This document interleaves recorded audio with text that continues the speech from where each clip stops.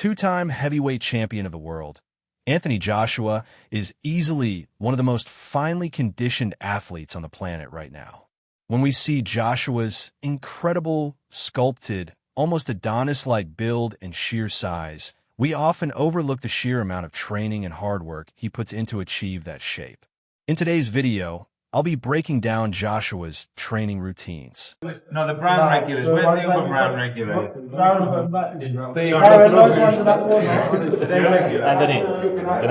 Yeah. Can you get me one of those?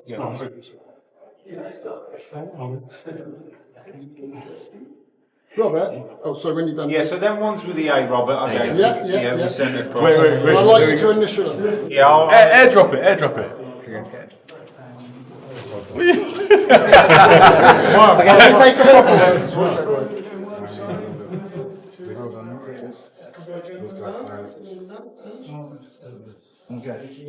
Boxing's a dangerous game. Your brain isn't supposed to rattle around in your head, particularly the way it's going to for Jake Paul when Anthony Joshua starts letting those punches fly.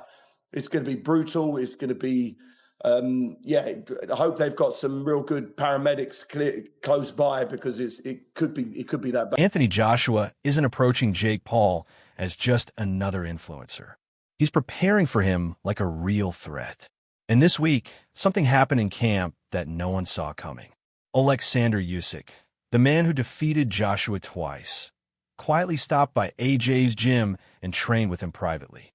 No cameras, no hype, just two of the sport's sharpest fighters putting in elite work behind closed doors. I'll mark him up here. I'll mark. Just 1 second. They're the wrong ones, so they've got another soft one. Just a second. Yeah, good that they're the wrong way. Sources inside the camp say Usyk came in specifically to help AJ refine the exact skills Jake has trouble dealing with: angles, trap counters, and pressure-focused footwork. And the moment Joshua and Usyk touched gloves, AJ's entire preparation shifted. The pace, the accuracy, the intensity, everything jumped a notch. Joshua has trimmed down to a sharp 245 pounds, moving quicker than he has in years. And when he and Usyk started drilling, everyone in the room realized why this matchup is a serious problem for Jake. Not only does this help with his conditioning, but it also helps to work on his punch combinations and power shots. Shadowboxing. Shadowboxing is obviously another vital aspect of developing your punch coordination and even your boxing skill set. But Joshua does things slightly differently, as he's taken influence from Brazilian footballers who would train on the beaches by shadowboxing in the sand. This helps to add another dimension to his training, as shadowboxing. Usyk pushed AJ to pivot quicker, slice through tighter angles, and fire combinations without pausing to reset. These aren't influencer-level drills. This is WBA, WBO, IBF World Championship timing. Usyk had Joshua moving like a lighter fighter, yet punching like a full-power heavyweight. And once that rhythm locked in, AJ started smashing the pads with a speed that surprised even the seasoned observers. What makes this even more dangerous for Jake is the intention behind it. What do you think about Jake Paul, Anthony Joshua? Boy. Well, realistically, it's one of the craziest propositions of all time.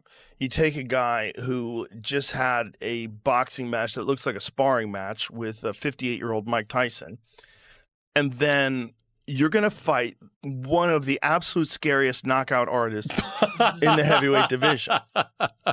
Maybe we should watch the Francis Ngannou fight so you could see. Let's watch that real quick, just so you can see what Anthony Joshua is capable if he's fighting someone that's not in his league. He's so dangerous, man. It's like you're dealing with a guy who's an Olympic gold medalist, and he's enormous, and he's got vicious knockout power, and he's got immense amount of experience at world-class levels. Just think about what we said earlier. Fought Usyk twice. Fought Andy Ruiz twice. Sources say Usyk wanted to help AJ use footwork to force Jake backward, something Jake has consistently struggled with.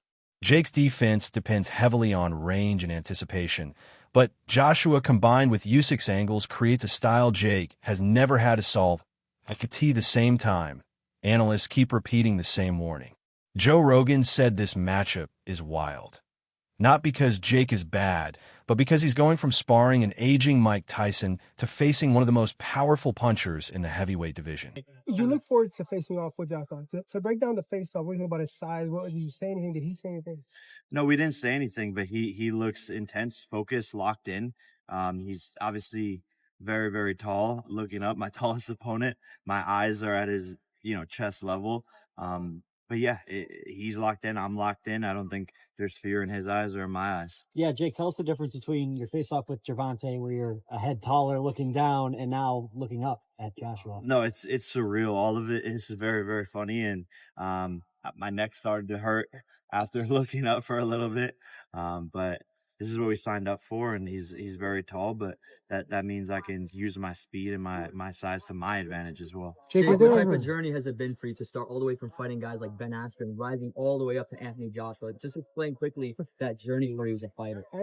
Jake tried to spin the situation by claiming his speed and smaller build might give him an edge, but the tone in his voice revealed everything. This wasn't trash talk. Jake fully understands how massive this challenge is. And when he talked about his path from Ben Askren all the way to Anthony Joshua, even he sounded like he couldn't believe how huge that jump actually is.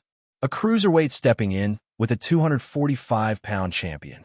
That's not ambition. That's danger. Anthony Joshua answered with something even more revealing. He said he isn't confident because Jake is undersized. He's confident because he believes in himself. No matter who stands in front of him, Jake could be 10 feet tall. AJ said, "I'm confident in myself." Take him very seriously. Are you going to do a lot of film study on him, or are you going to just mostly be focused on yourself in the lead up to this? A mix, but mainly focus on myself. During that face-off, I couldn't believe how much bigger you were than him. Is your confidence kind of through the roof when you kind of looked out, when you're looking down on him like that? This is what I'm going to say. I don't want to focus on it being like about Jake. Oh, Jake's small, so that makes me confident. Jake's this, so that makes me confident. I'm just focused on myself. I'm confident in myself. Jake could be 10th. I'm confident in myself. That's what I'm saying. It's not about how he is. I just really I've got that level of focus is exactly what should worry Jake. Joshua isn't taking him lightly. He's stripping out emotion and preparing as if this is a world title eliminator. With Usyk driving him, AJ is coming in with cleaner fundamentals, sharper movement, and quicker reactions than he's shown in a long time. And analysts keep repeating the same caution. Roy Jones Jr. said AJ handled Ngannou with ease and would deal with Jake the same way. He called this a great matchup for Joshua because it's high reward with very little risk. And Roy wasn't trying to disrespect Jake. He was just being truthful. I want to change subjects just a little bit here. And Anthony Joshua, there's rumours circulating. He could be fighting Jake Paul next. One, do you think it's good for boxing? And two, do you think the fight will happen? I think it's great for boxing. I think the fight will happen. AJ is 1-0 against these guys that come in to these boxing careers late. So why not? He's a perfect guy to take him out too. He took Ngannou out. Why would he not take Jake Paul out?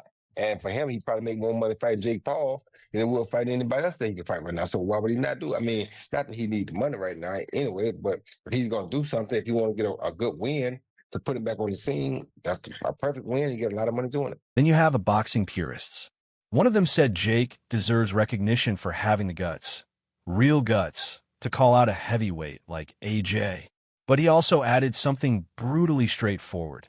If AJ doesn't absolutely dominate Jake, people are going to start asking questions. That's how huge the skill and size gap is meant to be. First of all, kudos to Jake Paul. The cojones this motherfucker has. From a Disney kid to YouTube to... He can fight anyone and get views and make fucking money. This crazy wild boy sends out the bat signal, the British bat signal for Anthony motherfucking Joshua.